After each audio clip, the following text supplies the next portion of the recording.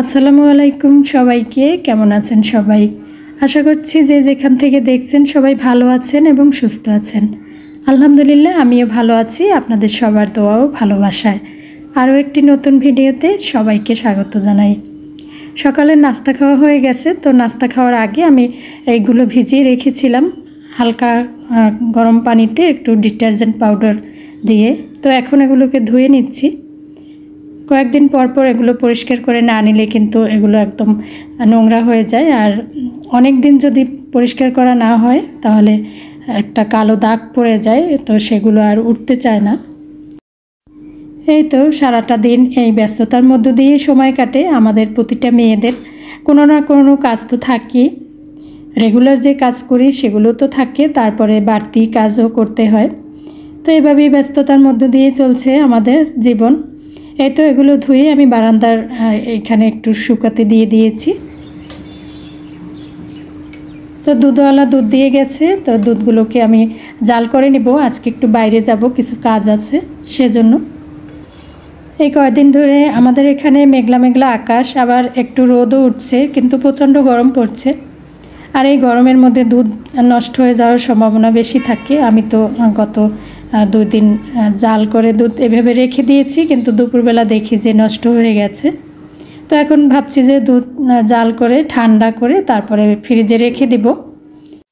আজকে একটু বাইরে এসেছিলাম, বাইরে কিছু কাজ ছিল দরকারি, তো কাজ সারতে সারতে অনেকটা বেলা হয়ে গেছে। আর বাসায় গিয়ে রান্না করতে দেখা যাবে যে অনেকটা দেরি হয়ে যাবে। তো আপনাদের ভাইয়ে বলল যে সময় হয়ে গেছে, যেহেতু প্রায় 2টা বেজে গেছে, তো বাইরে থেকে আমরা খাবারটা খেয়ে যাই। আমরা একটা রেস্টুরেন্টে এসেছি, আর এখানে চিকেন বিরিয়ানি অর্ডার দিয়েছিলাম। তো সবাই মিলে আমরা এগুলো খাচ্ছি। এখানে আসলে ছিল খাসির কাচ্চি আর চিকেন বিরিয়ানি। তো খাসির কাচ্চি আমরা তেমন একটা পছন্দ করি না, সেজন্য চিকেন বিরিয়ানিটাই অর্ডার দিয়েছিলাম। আর এখানে চিকেন বিরিয়ানিটা বেশ টেস্টি হয়, ভালোই লাগে খেতে। 1 পিস চিকেন সাথে একটা ডিম। বিরিয়ানিটা এত বেশি গরম ছিল যে খেতে অনেকটা সময় লেগে গেছে, অনেক বেশি গরম ছিল। তবে গরম গরম বিরিয়ানি খেতেই কিন্তু ভালো লাগে। তো এই যে আস্তে আস্তে করে খাচ্ছি, বেশি গরম সেজন্য। তো বন্ধুরা, যারা আমাকে ভালোবেসে আমার ভিডিওটি দেখছেন তাদের সবাইকে জানাই অসংখ্য ধন্যবাদ। আপনারা আসলে সুন্দর সুন্দর করে কমেন্ট করেন প্রতিটা ভিডিওতে, যা দেখে আমি খুব বেশি আনন্দিত হই। আপনাদের কমেন্টগুলো পড়ে সত্যি অনেক বেশি ভালো লাগে।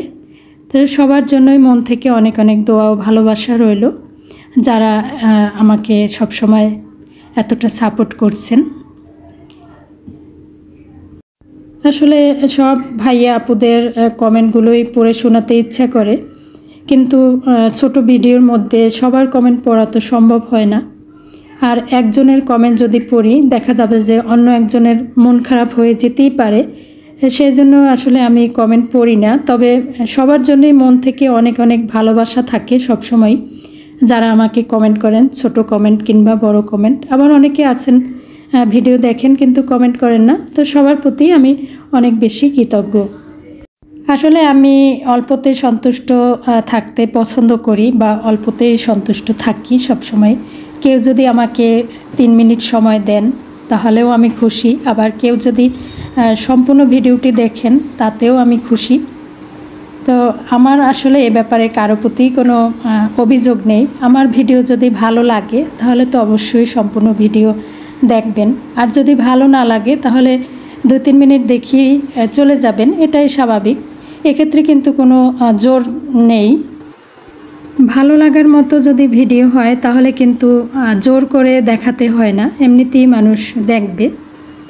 আর আমরা যদি ভালো লাগার মতো ভিডিও তৈরি করতে পারি তাহলেই মানুষ দেখবে, আর ভালো লাগার মতো ভিডিও যদি তৈরি করতে না পারি তাহলে কিন্তু কেউ দেখবে না, হয়তো ক্লিক করে চলে যাবে। এটাই আর কি বলার ছিল, আপনাদের সাথে শেয়ার করলাম। তো আজকে ডাইনিং টেবিলের এই যে গ্লাস পেপার আনলাম, একটা সাদা টেবিল রানারটা একবার দিয়ে আবার উঠিয়ে রেখেছিলাম। তো আজকে ভাবলাম যে টেবিল রানারটা নিচে দিয়ে উপরে এই গ্লাস পেপারটা দিয়ে দিই। এতে করে গ্লাসটা কিন্তু সুরক্ষিত থাকে। তো একটু মোটা টাইপের গ্লাস পেপার দিলেই বেশি ভালো হয়। তো এই গ্লাস পেপারটা 150 টাকা করে গজ নিয়েছে।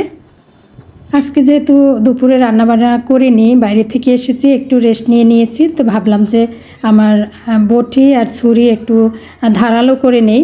তো আমি যেভাবে খুব সহজে ধারালো করি, ধার দেই, সেটা একটু আপনাদের সাথে শেয়ার করছি। এই যে একটা পুঁতা নিয়েছি, আমরা কিন্তু এটাকে পুঁতা বলি, পাটা পুঁতা, আর যেটা আমরা মশলা বাটি যেটা দিয়ে। তো এটার উপর যদি এইভাবে একটু দা বটি ঘষে নেই, তাহলে খুব সুন্দর ধার হয়ে যায়। আমি এভাবেই করি সব সময়।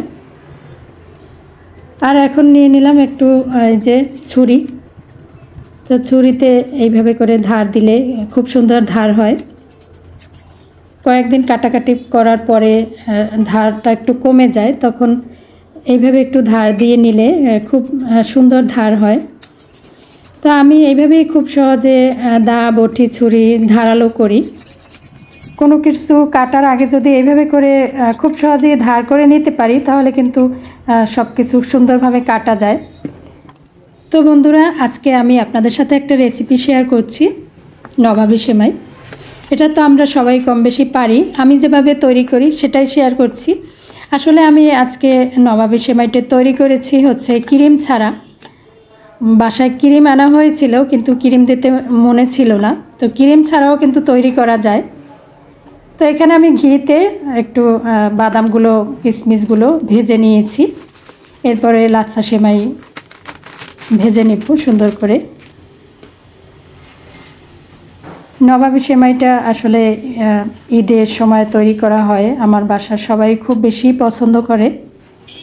দুধ সেমাই কেউ খেতে চায় না, কিন্তু নবাবী সেমাইটা সবাই খুব পছন্দ করে খায়। তো এখানে দিয়ে দিলাম গুঁড়া দুধ। গুঁড়া দুধটা একটু ভেজে নিব গুঁড়ো দুধ দিয়ে এই সেমাইগুলোকে। আমি একটু সামান্য জর্দা রং দিব কালারের জন্য। তো এখানে দিয়ে দিলাম চিনি, সামান্য পরিমাণে চিনি দিয়েছি। আমি কোনো পরিমাণ বললাম না, জাস্ট আমি যেভাবে তৈরি করেছি সেটাই আর কি শেয়ার করছি। তো এখানে এই তো কিছু ভাজা সেমাই উঠিয়ে রাখলাম। এবারে আমি এই অল্প সেমাইয়ের মধ্যে সামান্য পরিমাণে জর্দা রং দিয়ে একটু কালারফুল করে নিব, দেখতে জাস্ট সুন্দর লাগবে এজন্য।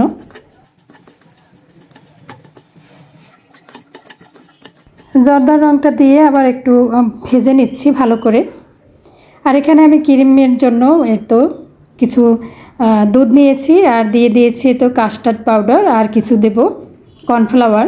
তো এগুলো একটু ঠান্ডা দুধের মধ্যে গুলে তারপরে আমি দুধের মধ্যে দিয়ে ক্রিমটা তৈরি করে নিব।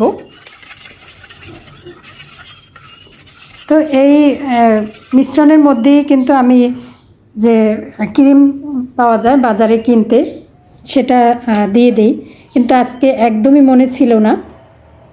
তো যাই হোক, ক্রিম ছাড়াও কিন্তু তৈরি করা যায়, খারাপ লাগে না, ভালোই লাগে। তো এই যে আমি দুধটা জাল করে একটু ঘন করে নিয়েছি। আর এবারে তো কাস্টার্ড পাউডার আর কর্নফ্লাওয়ারের মিশ্রণটা দিয়ে দিলাম। এবারে আর কি ঘন ঘন নেড়ে চেড়ে নেব যাতে লেগে না পড়ে। তো এদিক দিয়ে আমি এখন সেমাইটা আর কি সাজিয়ে নেব। ক্রিমটা তৈরি করে ঠান্ডা হতে দিয়েছি, মানে খুব বেশি ঠান্ডা করব না, তাহলে কিন্তু এটা সেট হবে না ভালো। হালকা গরম থাকা অবস্থায় এই সেমাই সাজিয়ে নেব। তো প্রথমে আমি এই যে কিছু ভাজা সেমাই দিয়ে দিলাম। এখন এখানে দিয়ে দেব তৈরি করে রাখা ক্রিম। তো 2 লেয়ারে করে তৈরি করব। তো এরপরে কিছু বাদাম কিশমিশ দিয়ে দেব। এভাবে করে লেয়ার করে আমি সেট করে নিব। তো এটা ঠান্ডা হলে খেতে বেশি ভালো লাগে। এভাবে সেট করে যখন পুরোপুরি ঠান্ডা হয়ে যাবে তখন আমি ফ্রিজে রেখে দেব। আর এই সেমাইটা ফ্রিজে রেখে ঠান্ডা করে নিলেই খেতে বেশি ভালো লাগে।